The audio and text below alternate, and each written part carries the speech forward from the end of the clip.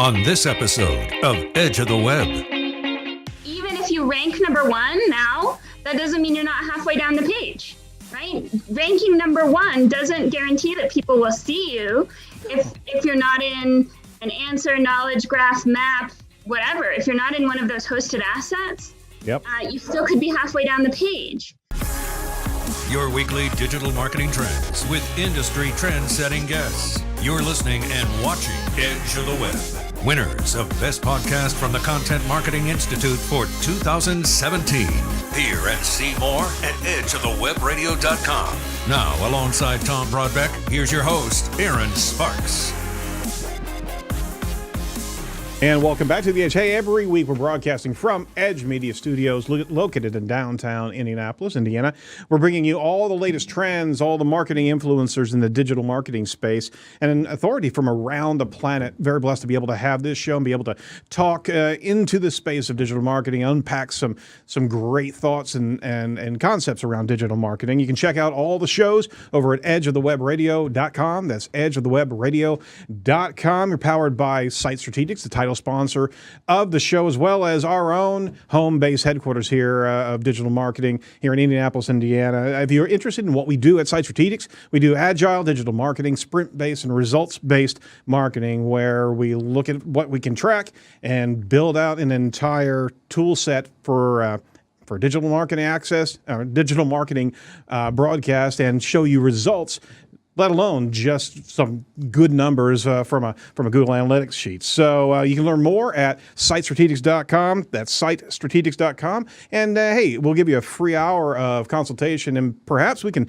even find some nuggets of gold to be able to act on your website today. So I'm your host, Aaron Sparks. I'm the CEO of Site Strategics. The reason that we do this show is bit of a labor of love. We have done this for over 7 years, and we focus on demystifying digital marketing tactics and strategies, because there's so much out there and so many things are happening regularly that we need to keep abreast of, and we want to be able to unpack that and give it to our audience. So we have a great dedicated listener audience, as well as Facebook Live audience. So if you haven't checked out the Facebook Live side of Edge of the Web, jump over there and hey, have some comments for us, because we will pull you right into the show. But the second goal that we have here for Edge of the Web is to really educate ourselves. We're digital marketers here at Site Strategics, and we focus on learning on a regular basis what's happening. So it serves a bit of a self-service. It makes sure that we keep our powder dry, and we can deliver some great tactics to our clients on a regular basis. To my left, we have the indomitable Thomas Broadbeck, Director of Digital Media here. Hi. Hi there. How you doing, sir? Great. How's that? Indomitable. That's a great word. It is. That's a wow word. My 7-year-old teacher would say. A wow word. Wow, wow, actually, wow they call them purple words now instead of wow words. Wow words the last year. Now it's a purple word. What? I have no idea. Okay. It's a purple word. Well, because if you have a really cool word, they move it to the purple bracket or dinosaur or whatever. I don't know. It's a purple word. And one who has a lot of purple words herself, our guest today, Cindy Krum, founder and CEO of Mobile Moxie. How you doing, Cindy? Hi, I'm great. How are you? I'm great. Are we going to fill our show with purple words today? I hope so. I'll try.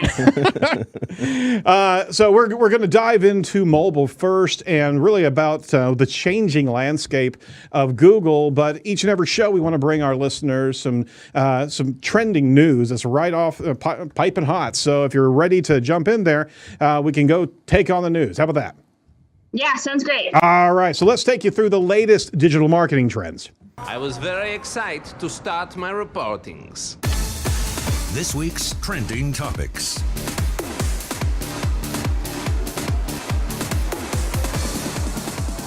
All right. Hey, rarely do we actually get a news article for CNBC. Jillian D'Onofrio wrote something. It's a billion with a B. Check this out. Google got more than $1 billion in ad dollars last quarter from travel giant Booking. All right, so here's the thing here. They actually spent $1.3 billion on "quote unquote" performance marketing. I want to touch on that very quickly. RBC analyst Mark Mahaney estimates that's north of 80% goes to Google, and Booking is increasingly finding itself in the position of being both a customer and a competitor. Here's the deal: Booking is a huge travel giant, and you can book online across the world with different flights, and they're spending over $1 billion with Google properties and ad space. They also are in the space of in competitive space with Google Flights, which is an aggregator of sorts, a data aggregator of all the different flights around the world as well. So in one space, they're bidding against their own data, right? And they're a customer as well as a competitor. Now, this is a bit of a messy space, and honestly, for $1 billion, my gosh, that travel has actually made up 17% of Google's revenue in a single year. That's a huge amount, and for one player to be able to have that much contribution. I mean, the numbers are right. They're making buku bucks, but my gosh, that is a pay-to-play scenario. Cindy, what do you think about that? I mean, it's kind of messy, like you say, when they're on both sides of the equation. It's hard to parse out who's going to win there. But I think ultimately Booking.com knew what they were getting into when they made that decision, and it's kind of Google's marketplace. We were talking about it before. You can't just say, well, I'm going to take my ball and go home, because Google just doesn't care. There's plenty other opportunities for them to fill their ad inventory. Right. So you have to play. And sometimes that means, paying here and paying there, or doing what you have to do, because they own so much of the market, and their flights info just always seems to float to the top. Yeah. So how can you compete? You can't. Well, I mean, you're paying in data in one space, and then you're paying in ad revenue in the other space. For example, Booking is vying for traffic with Google Flights and Google Hotel, which are known as meta search products, meaning that they aggregate data from all the online and travel agencies like Priceline, Expedia, and then direct users to those and other sites using their booking their trips. So a Google search for flight from San Francisco to Chicago brings up another Google page and lets the user type in the dates and times. So again, Google's getting in front of the transaction, and in more than just flights, by the way. Yeah, sure. No, absolutely. They have a Yelp replica. Have you ever looked at Google Dining? Oh, no, I haven't. So Google Dining is kind of, they're trying to integrate it, it seems like, with maps, but then sometimes it ranks. It's a PWA, which means it's like a native app, but it lives online. Right. And it's going to start to have personalization scores that tell you how much they think you'll like a place based on your historical star rankings of other restaurants that it knows by your GPS that you went to. Right. So anyway, talking about cross-platform attribution, it's literally spying on you from the Krum or the Android phone in your hands, and it's watching you traverse all these brick and mortars and then piping that right back into the adjusted results. Yeah, but if you think about it, things are changing when, like, Google knows that fewer and fewer people are looking at those search results and the paid ads that have made their money for so long. Right. And so they're trying to figure out different ways to monetize, which is hilarious, because the first thing they came up with was being a doorway page to all of our websites, which they used to get us in trouble for if we were doorway pages. That's funny. No, you're absolutely right. So they're doing the old bait and switch. It didn't even dawn on me. Yeah, they're doing the old bait and switch, and on top of that, they're taking that transaction data from the would-be consumer. And I was very concerned whenever they started to get the additional find an HVA service in your area and getting that additional next step before they even recommend any companies. Boy, they're playing in a big way into that transaction layer. They want a piece. They want to be like the credit card companies. They want a piece of every single transaction that we do. Not Google. No. Oh my gosh. Well, we're not talking about Skynet. We're talking about Google. But you know what? Someone who Google's also in this space, and this is oddly in the era of short form videos. We're actually becoming the age of long form, hour-long YouTube videos. On Wired, Emma Gray Ellis writes this article. Tom, you're the digital guru here from a media standpoint. What's going on with the long form? Well, apparently people have been testing it out, and the longer form content's ranking better on Google. It makes sense. Yep. Just the more content there is for Google to have, but the more people are watching. The article starts off with a 75-minute video that talks about a 75-minute video where 300,000 people all watched this. Couple will give their pet a eulogy that had recently died, and like I said, we had 300,000 people watching that video, and so it's gone from the short form 30-second Vine type videos to these longer form. And the reason the article explains is it just gives Google more opportunities for ad placement. So ding, there it is. You get the pre-roll, you get the mid-roll, you get the post-roll, and the longer your videos are. I think that's not the only reason. There's more to it. Okay.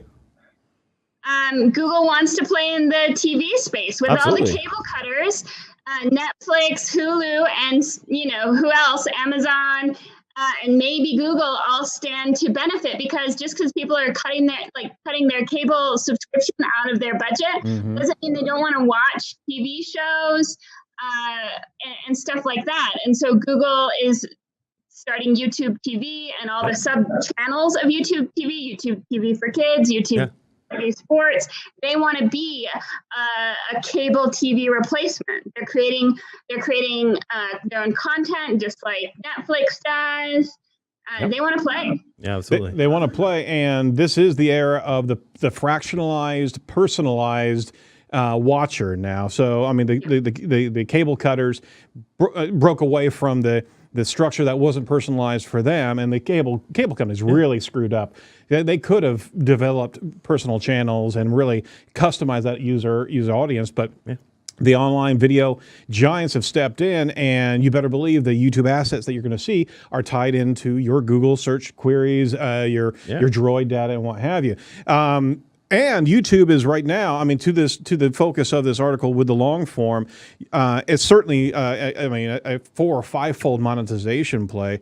But they're also in their YouTube suggest areas. It used to be where they were suggesting very short form video, under 8 minutes. Now we're in 12 minutes. Now we're in 15 minutes. So YouTube itself is now suggesting all of its audience go over to these longer form videos. So it's really, it's adjusting user behavior en masse by pushing this out there. It's not only that. I mean, they're trying to keep people in the YouTube ecosystem by referring them to more interesting videos. But it's not only that. They're trying to push for the TV subscriptions if they can get that. Right. If they can't, they'll charge you to buy some content, and you can buy it and watch it as many times as you want. Or they'll charge you to rent some content. And so this is a slightly different model than we've seen with the cable top boxes or the set top boxes, or even with like Roku kinds of competitors or DVR stuff. It's a little different because you have so many options. So it's that fractionalized, and it's on top of that, it's a floating point of interest. So that rental behavior is really going to be tied to your ongoing profile that you're broadcasting out there. And that's where the personal assistant side of things is going to very well take hold and be able to do that additional recommendation. The third article here from Recode from Amanda Zentel-Wiener, voice tech like Alexa and Siri haven't found its true calling yet inside the voice assistant revolution. This is what we're talking about, is that additional augmentation to your search behavior. It's that bridge between what you've done and what you've looked at, and the predictive nature of AI and personal assistant be able to bring content to you based on that predictive behavior, and that's tying right into the rental properties of video content and audio content. The article goes on into the fact that I mean there's new products out there. Amazon's really jumping in there with a $60 voice activated microwave and a series of products, and we've talked about that on the show here before. Facebook just unveiled Portal, a device that specializes in video calls. In addition to its smart speaker responsibilities, Apple has HomePod plus Siri. That HomePod, that failed to launch. Man. It's out there, but I keep on walking by. It's like $400. It's like, you don't get it. It's not about the device. It's about the transaction and the data that you're going to be able to preen through. But check out these numbers. This is a really interesting article. The global number of installed smart speakers is going to be more than double to 225 million units in 2 years, says Canalys. Voice shopping on Alexa could alone generate more than $5 billion per year in revenue by 2020, and global ad spending. And this is what the real key factor here. Global ad spending on voice assistants, currently that's really non-existent. We're all waiting for what the hell's going to happen there.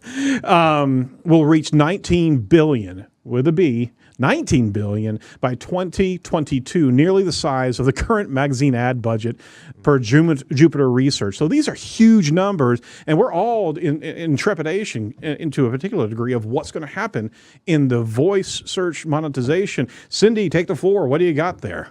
I'm not scared. No trepidation here. But there's only going to be one result. Yeah, I know. It's great. So if you plan well for it, then you'll do well. The problem is going to be if it's only one result and that result is Google or a Google layer that steals part of the transaction or monetizes part of the transaction. You know what I mean? Yep. But I think that's where we're going. We have to get used to that idea. Google needs to get paid. And when there's only one result, there's no room to show an ad. So they've got to get paid somehow. That's right. That's right. But the other thing to understand is that the idea that Google and Alexa and to some degree Apple are putting their assistants in all this technology, like a microwave or whatever, it's a big deal, and then it's not a big deal. From a user perspective, it might be interesting, or maybe it's a selling point, but maybe it's not. But what Google wants is to put all of the technology is actually very cheap. It's a microphone and an internet connection, and the rest of the technology lives in the cloud. Mm-hmm. So you can easily enable one device with all three of those players for very cheap using the same hardware. And so Google's going to do stuff like that. It's so cheap for them, and even if you're not using it right now, you might decide that you think it's cool next year, but you've already got the microwave, because people don't replace their microwaves every year. People don't replace most of their gadgets every year, so they just want to be there when you're ready. Mm-hmm. And start easing people into the idea of it. And that is Skynet, ladies and gentlemen. Whenever we embrace all the useful technology, we've got microphones everywhere. Have you actually tried to call up Alexa whenever your iPhone is actually in the room? They both freak out, and it's like, all right, shut up. I'm talking to this one. But I mean, literally, you can have arguments between your appliances. That's where we're going to be going. Yeah. Well, the article goes on from Recode to talk about the existing U.S. smart speaker use by owners. Number one is music, obviously. Number two, at 64%, is weather forecasting. And 53% is fun questions. And then in the fourth position is online search at 47%. And then right below that are alarms and reminders. So it demonstrates that utility. Bar none of the smart speakers and the AI. Are we really going to get to the space where we're doing as much true research through our smart speakers as we do in the desktop and the mobile space? Do you see that happening? I think that the content that's available to surface in a voice smart result, like voice speaker or smart speaker kind of result, has to be modified so that it can be a bit more conversational, and even if it's not doesn't feel fully like a natural conversation, it can be organized like a conversation. So if you say, okay, assistant, I want to buy paper towels, it will say, okay, do you want full size or the, half size ones or adjustable size paper towels? Do you want deluxe? And it helps you, it'll ask you the questions, and then you respond, and then you narrow it down. And the same thing if you were doing other kinds of research, you say, okay, assistant, what's the best mid-size SUV to buy in 2019? It'll say, well, are you open to this option or this option? Right. Do you want? And so once it knows the questions to ask to help you get to the answer, I think it'll be useful. But until then, until it's less contextually aware, it's going to be a rough search experience for sure. And that's why Google wants to be the middle layer, is because they're feeding their system with all of the semantical understandings of topics to help break it into questions. So if you, let's say on your computer, do a search for Monty Python, it's going to ask, do you want the audio recording? Do you want the movie? Or do you want to know about the group, the comedy group? Right. And so even in the knowledge graph, it has disambiguation across the top that says, we have a couple ways to understand that query. Which one do you want? And then you tell it and it says, okay, what do you want to know? And you say, well, I want to play the movie on my TV. Where can I buy it or rent it? And it'll tell you. Right. So it's the choose your own adventure concept that keeps on pinging you with contextual questions. I don't know. As a user, I would find that to be very annoying. It's got to be subtle. I just want paper towels. Right. I don't know those different varieties of paper towels. Once you've ordered the paper towels, you'll be able to say, "Okay, assistant, just reorder my paper towels, or add them to my cart." And when it hits $50 for free shipping. But the home assistant should be plugged into that paper towel or the toilet paper roll to be able to understand exactly when you're good. No. Producer's just shaking his head. Have you played the little game 20 Questions? Yes. All right. So this is what we're talking about here, is that the device asks you questions. Is it an animal? Is it a mineral?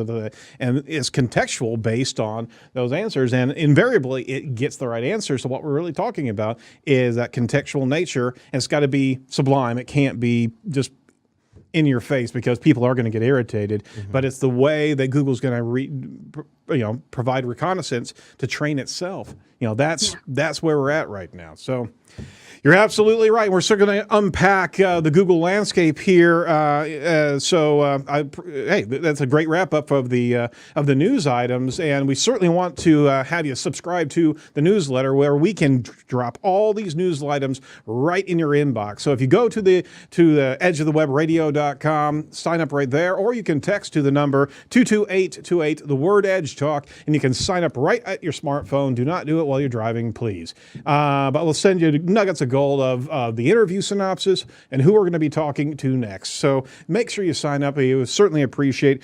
the contributors and more importantly the listeners of our audience, and how they can participate in that newsletter as well. So join us and just get digital nuggets of gold coming to you. All right, so follow all the featured trending topics over at edgeofthewebradio.com. But right now, let's deep dive with this week's featured guest. Now it's time for Edge of the Web featured interview with Cindy Krum, CEO and founder of Mobile Moxie. So Cindy is the CEO founder of Mobile Moxie. Boy, I tell you, today has been me just jabbering on endlessly. I've only had like 2 cups of coffee. I don't know what's going on with me today. We just call this Tuesday, Aaron. It's Tuesday, Aaron. Let's introduce our guest to our listeners. Cindy is the founder and CEO of Mobile Moxie, which provides mobile marketing consultancy, as well as offers a custom suite of cutting-edge online mobile marketing SEO tools. Cindy is also an active member of the digital marketing and SEO communities, and is a frequent speaker at conferences like SMX and MozCon. It's an honor to have you on the show, Cindy. That's the official story. Let's hear it from you, your backstory and how you came into digital marketing.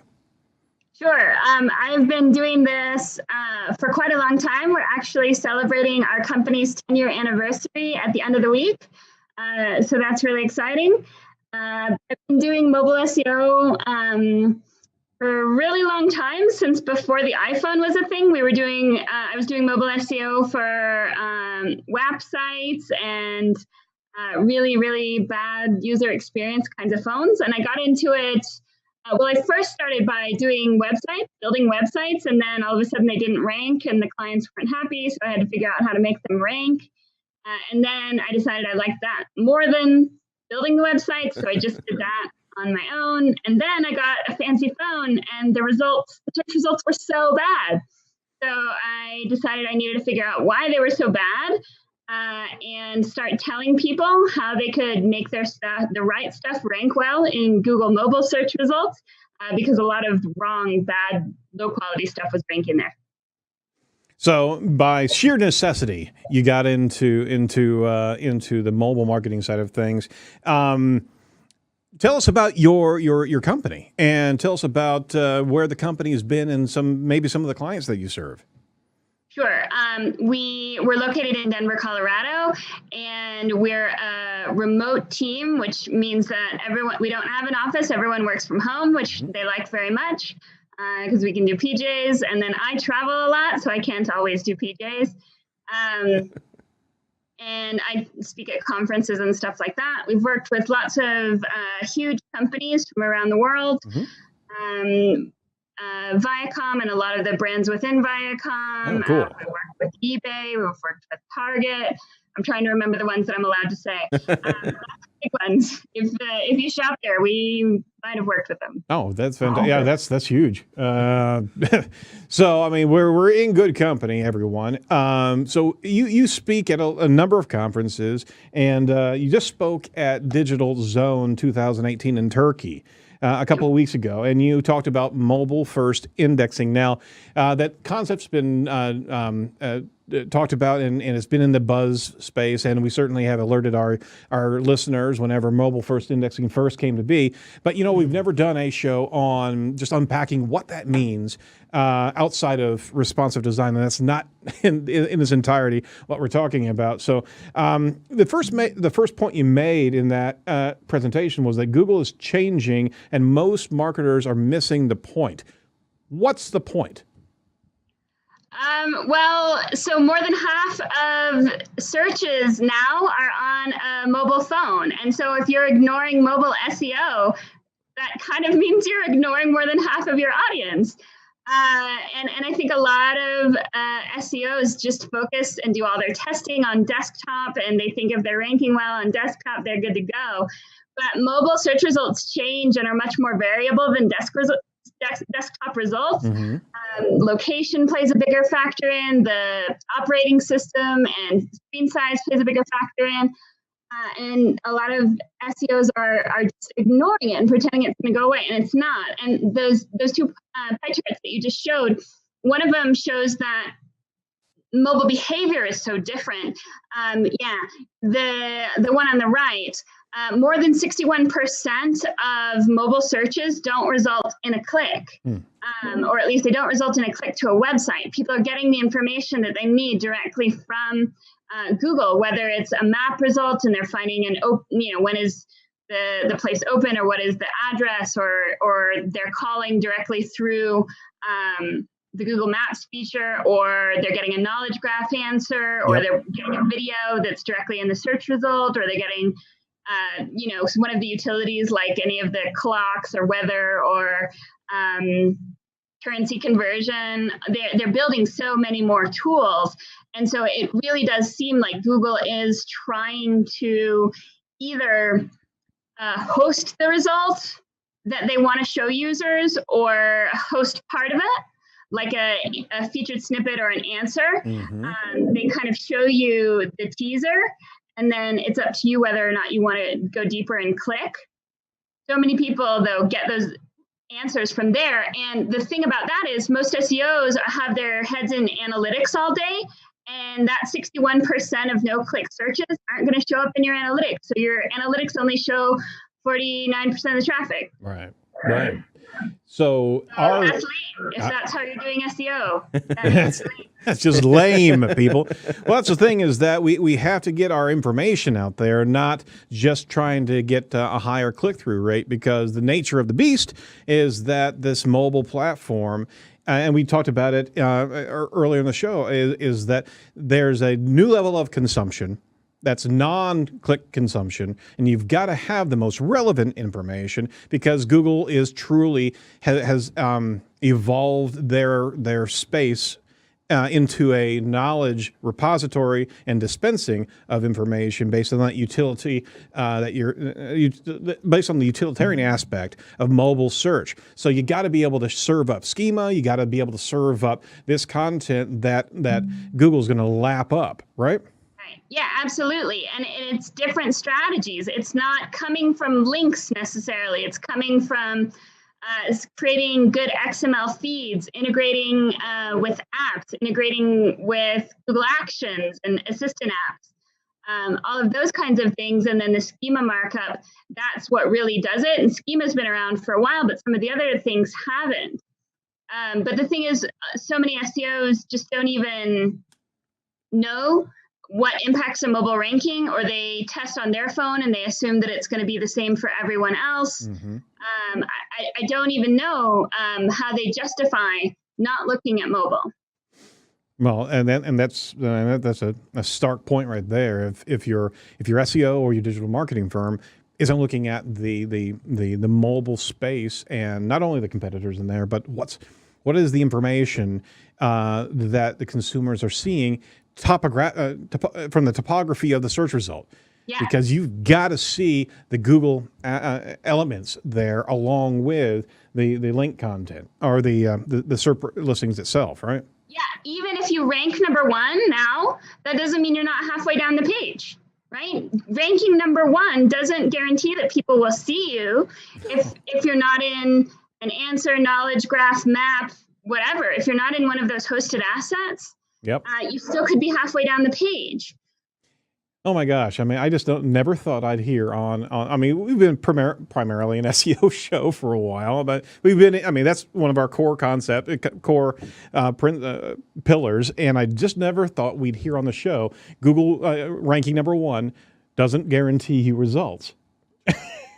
And it guarantees you some results. Yeah. Yes, and it's definitely better in desktop, But again, remember the metrics, like you said, you're echoing me, and I love it. You're saying, yeah, good SEOs should focus on mobile, but remember, you can't just focus on the mobile that you're seeing in your Google Analytics, because that's based on the clicks that you've got, not the searches that were done. Right. 61% of people who didn't click hang out. Right, and that's why Google Search Console is much more valuable. Understanding the mobile performance. I mean, you can flip into the device filtering, and you can truly see how you're performing in that space. Right? Yeah. So Search Console is great. There are a couple of other good tools to at least know how you're ranking. This is something that we've been working on a lot at Mobile Moxie. So we have a tool that lets you see from anywhere in the world what a mobile query looks like on a bunch of different phones. So you can say, I want to do this query from the center of Tokyo, Japan, and you'll, in our tool, see exactly what that search query looks like. If you're standing at the address that you put in, you can see it on an Android and an iPhone. And then we're about to come out with a tool that does a service area grid or radius.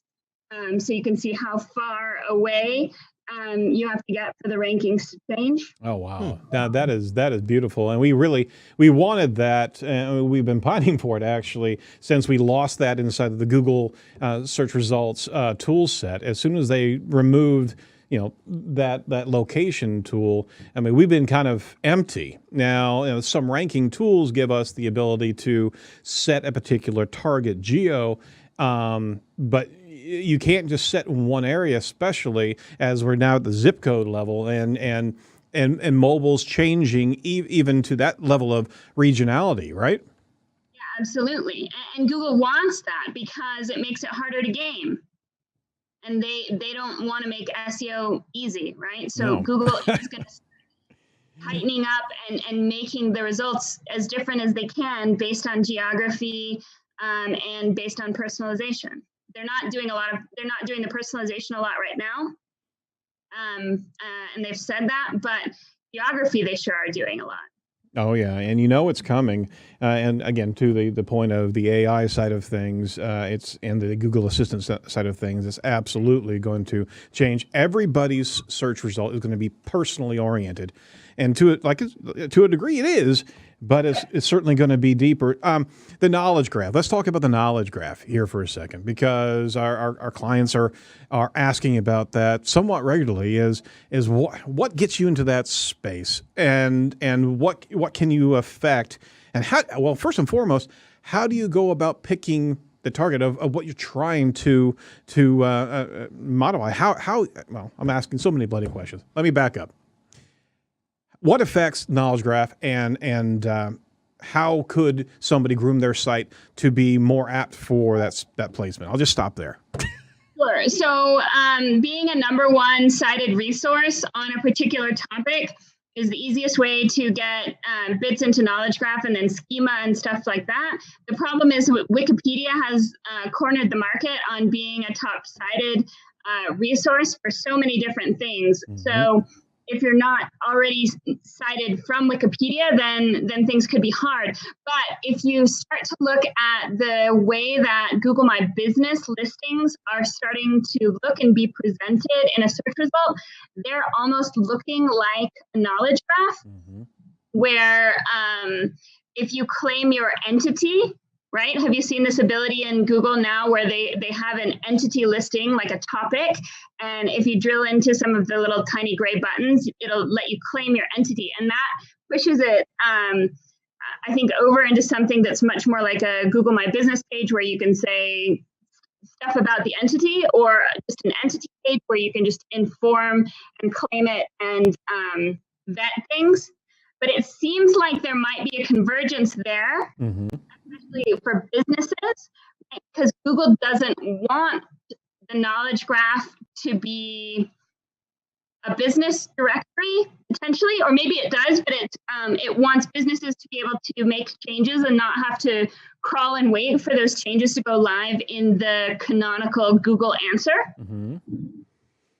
So I would say for businesses, claiming setting up Google My Business or claiming all of your entities, including brands, brand names, brand mascots, CEOs and prominent public figures from your company, claiming those entities and managing those is almost as good as getting into the regular knowledge graph. And I think the two are going to start to merge a little bit when there's a company or something like that involved. So for instance, knowledge graph for product or topic, like a topic, like let's say inflation, economic inflation. Mm-hmm. That's not going to be sponsored by a company. That's just straight knowledge graph. But I think that Google is going to have kind of a section of the knowledge graph that's devoted to businesses. Got it. So you have these schema paradigms, for lack of a better description. You've got these areas in which businesses can contribute, and on top of it, it's doing its own reasoning on what's relevant to the consumer. Areas that you can't own or register, that it will vet as points of truth based on that subject matter, right? But around the horn, it's going to be giving some latitude to businesses that clamber into that space and standardize their information, collect not only the business name, but the surrounding kind of sphere of influence that it has around its brand and sub pieces. You're actually still contributing into the data reconnaissance for Google, right? Because as soon as you're in there, it knows and it's verifying that you are substantial in that space, right? So you are who you say you are, and that you're able to provide that kind of information.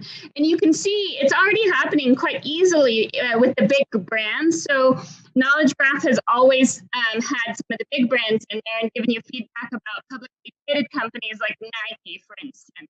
Nike, you've got a knowledge graph, and then in that knowledge graph, it's got related brands. And so there's Adidas and Reebok and New Balance and stuff like that. And so it already has a map of how these topics are related. And so being able to claim this entity, this Nike entity, if you can prove that you're with Nike and on the marketing team and whatever, then you can influence the branded entity directly. So this concept of entities is very, I mean, obviously it's a bit nebulous. Do we have any mapped structure of where we're seeing Google display this this entity claiming opportunity, or do we have any map of just the knowledge graph and how much information Google's really sending out there? Yes, there is a hierarchy, and I think you can find a flat hierarchy or documentation of the hierarchy somewhere in Google Docs. But also, the easy way to do it is go look at Google Market Finder and see all the ways that you can classify your company. And it allows you to drill down within a bunch of different things to choose 5 categorizations that describe your company. And that's what's replicated in the Google Docs. If you can't find it, just go to Market Finder. Yep. Well, there it is right there. Yeah. And you can start to see you start setting the course by defining yourself, but you also see these subsets, and you get you're kind of walking in there with a flashlight, and you're not seeing the entire piece, but you are seeing your piece and the additional sub information in your space, and it does give you an understanding of what Google's finding important, because it doesn't put all of the subcategories of information out there, right? Right. Well, and also notice in that slide that it gives you the option to say whether or not you sell physical goods and in what countries you sell in. So it's asking for some basic classifications here. This is the entry to the Market Finder system, and these are the categorizations that were automatically that it decided on its own. But if you click add a category, then you can go in and replace it. Within the add a category utility, there is a way to suggest new categorizations or subcategories. So this is how I think we can, as SEOs, we can influence Google's understanding of the world, or Google's understanding of the hierarchies of different businesses and business interests. So is SEO going to kind of evolve into search entity optimization? Is that where we're going? In kind of the managing of the inventory of the brand and its sub assets and its subcategorization. Yeah, I think it is. I think Google wants to simplify their life. And originally when Google started, it made sense for them to crawl and index the web the way that they did it. But since then, the web has gotten so much bigger and more complicated and more crowded with junk that's not worthy of being indexed or not worthy of being ranked. Or that's duplication, or duplication in the idea that it's a translation of an original, things like that. That they had to, the crawling took a lot of time, and they would have to recrawl it to make sure that no one was abusing things, no one was buying links, and that people got more and more sophisticated at that, and that just gets to be a bigger and bigger task that with diminishing returns. And so, but at the time that they were crawling everything, hosting files was much more expensive. That balance has switched, and it's much cheaper now. Hosting is nearly unlimited for Google in terms of the cost, right, and especially in comparison to the cost of a crawl. So it's much easier if Google can coax you into just giving them your data and letting the front of your company be the Google My Business or be some other kind of doorway page, and then you say, dear Google, here's my inventory database, or here's a feed of my inventory database, or here's my database of information that's marked up with JSON LD. And then if they host it, or they're getting it in an API or a feed, they don't have to crawl and look for changes, which, think about crawling, most of the time spent crawling is a waste because most of the stuff hasn't changed. Right? If they host it, or if they're pulling it in through an API or getting it in a feed, they only key in when there's a change, right? They can be like, got it. here's a change. Or you can find a way to highlight the changes, right? If things have timestamps and stuff like that. So it makes them much more efficient and able to show fresher results faster. Yep. So altogether a better user experience. And that means that companies that don't want to host and manage a website don't have to. So for instance, the mom and pop Italian restaurant down the street, the last thing they want to do is build a website. And the second to last thing they want to do is beg a snotty developer to make changes. Because developers for companies, like small company developers, they're usually snotty. I'm sure a number of our audience resemble that remark. No, I'm just saying, like, I've had to deal with developers that resist, like, they're like, are you going to change the navigation again? Yeah, I am, asshole. Sorry. Okay. And I'm paying you. That's awesome. So, I mean, you're in a space where, I mean, what you're talking about is Google has opened the doors to have a conversation with it. And instead of it going out and lapping up all of your information and crossing your fingers that it's going to index correctly, and you don't know when it's going to spider, it's opened up the doors for I mean, honestly, on the GCS or GSC standpoint, you've got your pages right, page indexability. You can ask of Google to index a page, but more importantly, it's opened its doors to API connections, data feeds, and it's really getting. It's set itself up to learn from all the entities out there that are going to contribute into this new space. And it's also going to reward those companies with positioning and knowledge information, because it's being more efficient on its data collection, and it's setting the groundwork in finally a standardized structure on how to get information to Google, right? Yeah, absolutely. And like the Italian restaurant down the street, to get it back on the rails, I know it was a bit controversial, sorry about that, but they have, like, they're running a business. All of their energy and running the website probably isn't within their specialty.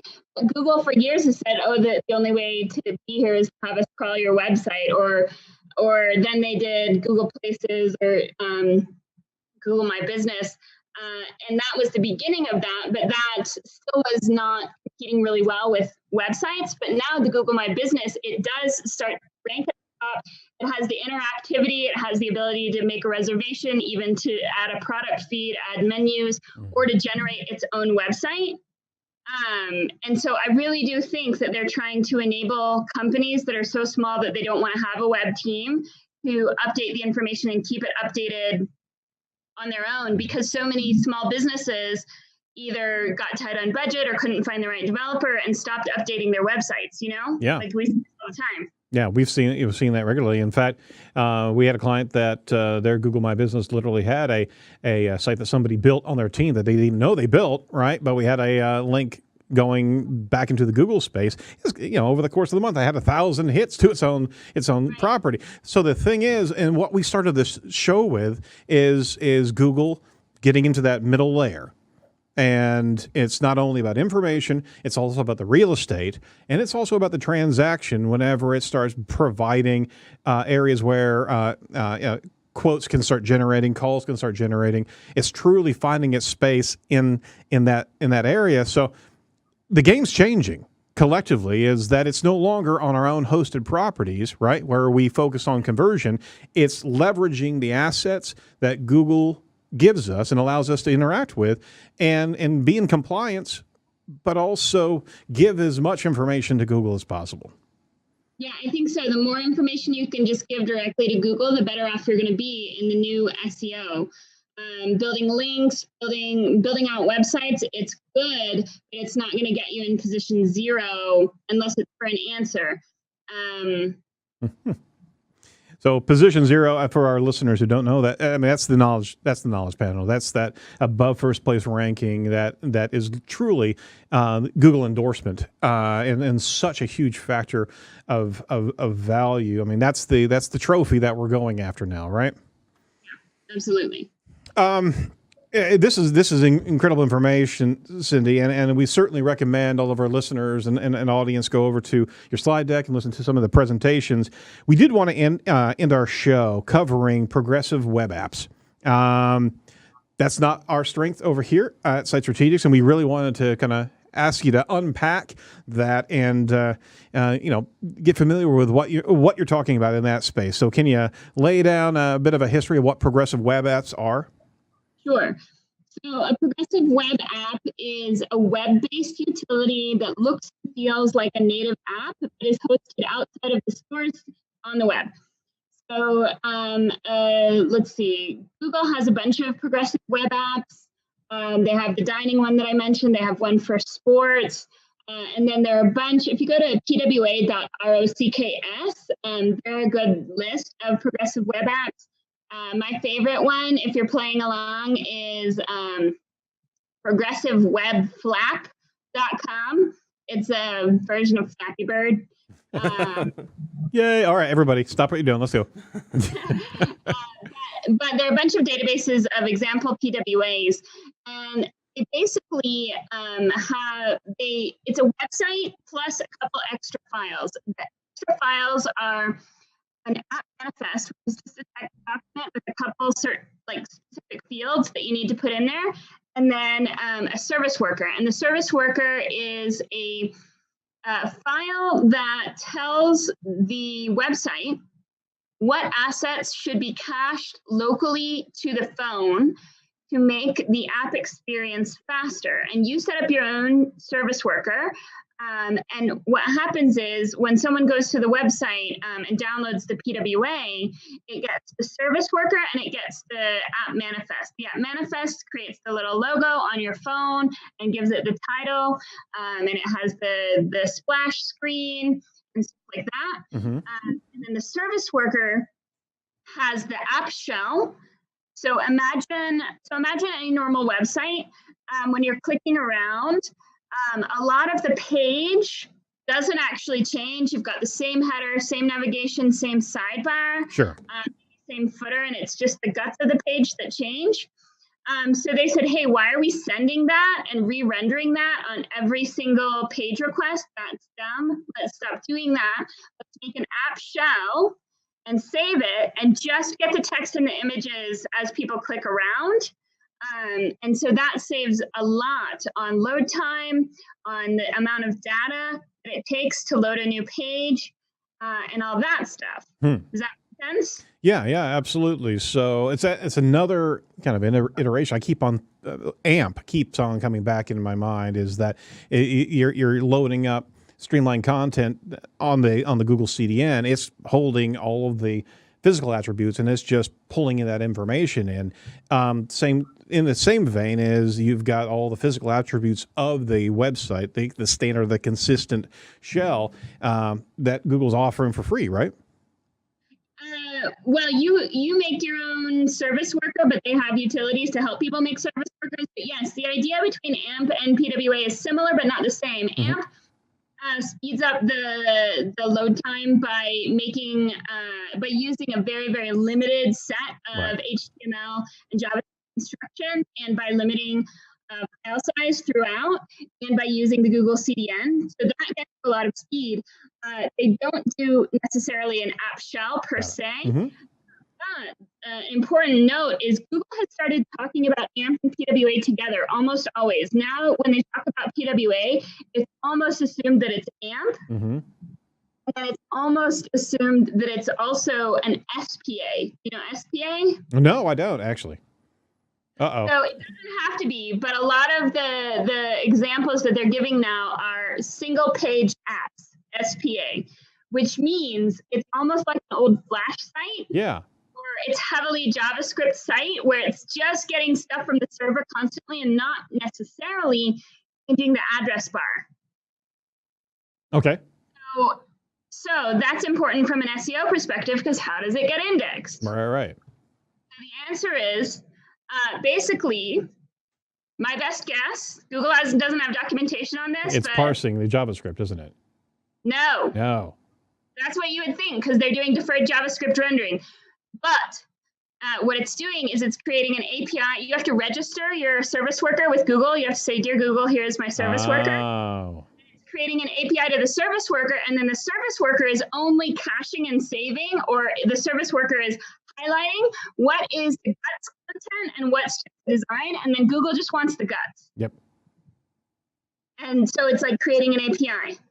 And it's listening to that API. That's how it's indexing the content. Yeah, that's my guess. Oh my gosh. So, and then I think they're using deferred JavaScript rendering to look for matches, cloaking to vet things. Mm-hmm. That's probably the long-term plan. But of course, rendering is great if you're not a PWA too. Like you need that to get the rest of the JavaScript content. But like it's slow. You wait up to a week. Mm-hmm. Wouldn't it just be better to build a service worker? Gotcha. Boy, that's some purple words. That's some purple words. Promised. Oh my gosh. No, but that's great. And that's that next level of information, not only retrieval, but processing that is, it's user focused, it's user centric, but it is leveraging the assets that Google's providing you. And I mean, we're seeing around the horn. I mean, it started with AMP that Google was giving this level of this functionality for free. They're in the hosting business, obviously, and they're wanting that information there with them as opposed to trying to parse it and trying to get it from a remote resource. So they're giving a lot of functionality. I mean, it's challenged the AWS model, and now with Google there, it's going to be able. I mean, you're signing your content away to a particular degree, right? But you're also benefiting from such an infrastructure, right? Yeah, well, if you think about it, if they host it, you can do machine learning on your stuff and machine learning like on users, and like this helps their ad machine too. It also helps their disambiguation and their knowledge graph potentially. They haven't said that there's like a church and state separation between knowledge graph and organic. Mm-hmm. Yep. Oh my gosh. I've written about why I think mobile first indexing is actually entity first indexing. That's awesome. So, I mean, really thinking about your site as an entity and thinking about and going beyond that of all the different data that your entity revolves around. And we've talked about the NAP side of things and the local SEO type of things. And what local SEO is really standardizing your entity information. Absolutely. It's easier to conceptualize a company as an entity when you think about different channels of consumption. So, for instance, yes, your company has a website, but your company also has a video series and a podcast series. And so if you're in a knowledge graph, Google wants to be able to say, like, to tell based on what device the user is using. Do they want to listen to the podcast? Do they want to watch a video, or do they want to read the website? And if I'm in my car, then I want to listen to the podcast. And if I'm casting to a TV, then I want to watch the video. And if I'm on a computer or a phone, I might just want to do any of those things, right? Because those are the most capable versions of a device. But if I'm like through a Google Home doesn't have a screen. So it's podcast only, Android Auto, audio only. Yep. That additional fourth lane, and you're steering right into my skid because we talk about preferred method of consumption on in the new media space here at Edge and Site Strategics. One other lane is that social lane, that immediate gratification lane, the rubbernecking of sorts. There's something trending right there, and if your entity, your brand, is in that space and providing content in there, you're kind of manning all the different lanes where we as digital natives now are consuming content, right? Yeah. I call it being a multifaceted company, and that's the way that I say new SEO is going to be. I really do think like podcasts and links for podcasts, it's driving links to a web page, but you don't drive links to Stitcher, right? Or to any of the other things. So I think links are going to go down in the importance. And it's going to be more about having the Google My Business or the knowledge graph entity understanding correct, and then being multifaceted and being clearly a resource with lots of different cross-device options. That's the key. Oh, I dig it. I dig it. Got to be multifaceted. You can't be flat in this space in this day and age. So get your entity together. That's what we're talking about. Yeah. Hey, we finish up our show, Cindy, asking our guests, what really bugs you about your industry right now? Oh, so let's see. I say things that are obviously new and controversial, and I love it, and I'm often right. I have a good track record of predicting how things go. So sometimes I get a little beat down when the people who are really stuck in their ways freak out when I say links are going to matter less or hardly matter or whatever, or I say you're a bad SEO if you're ignoring mobile. But I've been saying that stuff for years, and it's only getting more and more true. So it's the people who can't see the future or who don't trust me to at least make a good guess at it that hate me. They don't hate me, but they hate the idea of SEO not being about links and link building and stuff like that anymore. Right. It's old tactics, and they're not wanting to change and really embrace where Google is leading us, right? Yeah, I mean, the people that are focusing on links are the ones that are still stuck in their Google Analytics and haven't looked at what's ranking and what traffic isn't generating any clicks to be in their analytics. Shame on them. Shame. Shame. Shame. Shame. You need to start using purple words, people. Come on. Conversely, Cindy, what excites you about your industry right now?